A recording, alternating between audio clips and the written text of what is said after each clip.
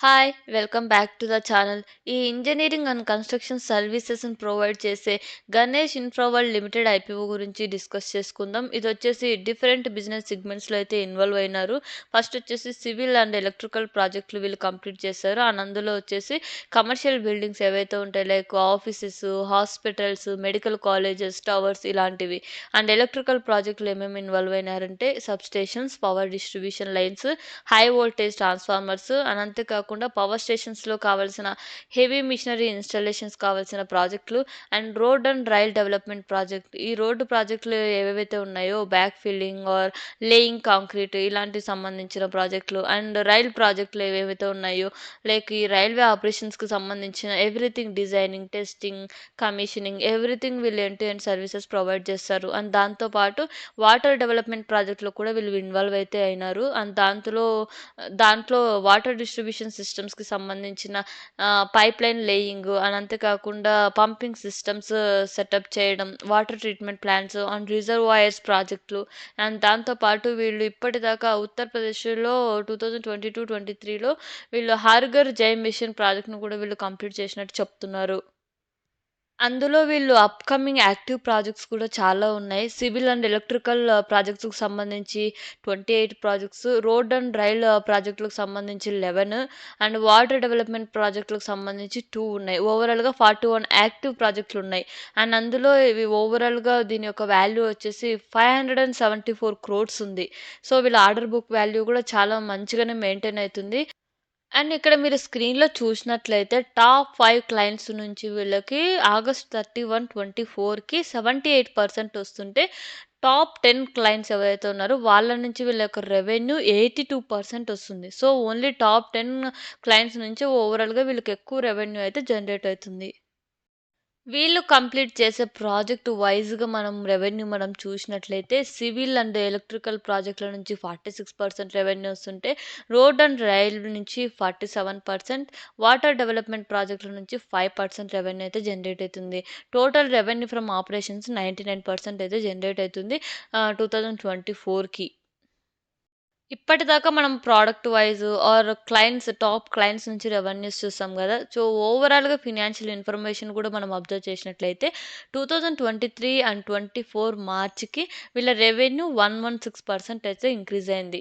And pot percentage కూడా 198% అయితే increase అయింది. మీరు స్క్రీన్‌లో చూసినట్లయితే అసెట్స్ కూడా వీళ్ళ రెవెన్యూ కూడా ఇయర్ ఆన్ ఇయర్ ఇంక్రీజ్ అయితూ స్టెబిలిటీని మెయింటైన్ చేస్తూ టాప్ క్లయింట్స్‌తో వీళ్ళ రిలేషన్‌షిప్ మెయింటైన్ చేస్తూ వస్తున్నారు. నెక్స్ట్ వచ్చేసి ఆర్ఓఈ రిటర్న్ ఆన్ ఈక్విటీ మీరు చూసినట్లయితే 29.74 మెయింటైన్ అయితుంటే, డెబ్ట్ ఈక్విటీ వచ్చేసి 0.16 అండ్ అప్పులు కూడా తక్కువే అండ్ వీళ్ళ రెవెన్యూ కూడా స్టెబిలిటీ మెయింటైన్ అయితూ ఇంక్రీజ్ అవుతుంది ఇయర్ ఆన్ ఇయర్ అండ్ వాళ్ళ యాక్టివ్ ప్రాజెక్టులు కూడా మనం ఆల్రెడీ డిస్కస్ చేసుకుందాం. చాలా మంచిగానే ఎళ్తుంది. And coming to the PAT margins చూసుకున్నట్లయితే 7% మెయింటైన్ అయితుంది. ROE and double revenue on net worth చూసుకున్నట్లయితే 29% అయితే మెయింటైన్ అయితుంది. అండ్ ఈ ఐపీఓ ద్వారా వచ్చిన ఫండ్స్‌ని వీళ్ళు long term working capital requirements కోసం అండ్ జనరల్ కార్పొరేట్ పర్పసెస్ కోసం యూజ్ చేస్తామని చెప్తున్నారు.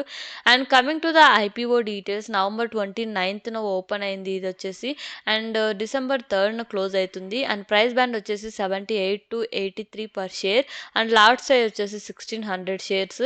టోటల్ వీళ్ళు 98 క్రోర్స్ అయితే రైజ్ చేస్తున్నారు ఐపీఓ ద్వారా.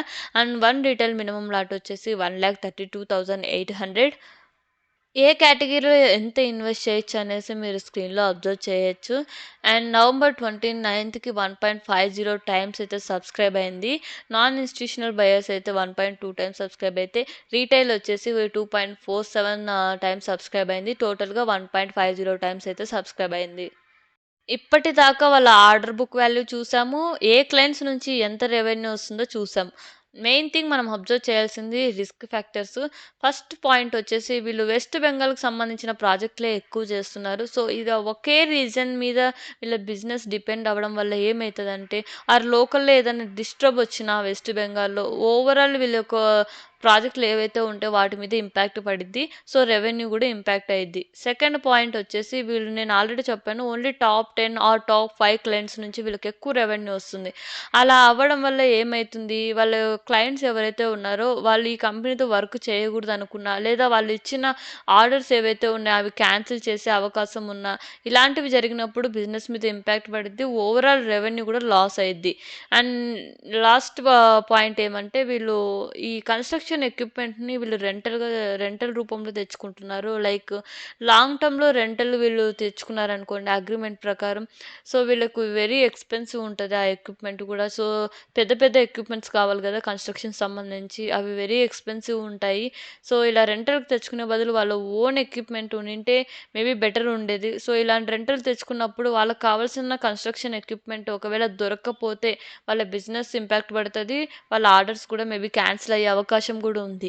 And as of now grey market premium వచ్చేసి 42% అయితే మెయింటైన్ అయితుంది.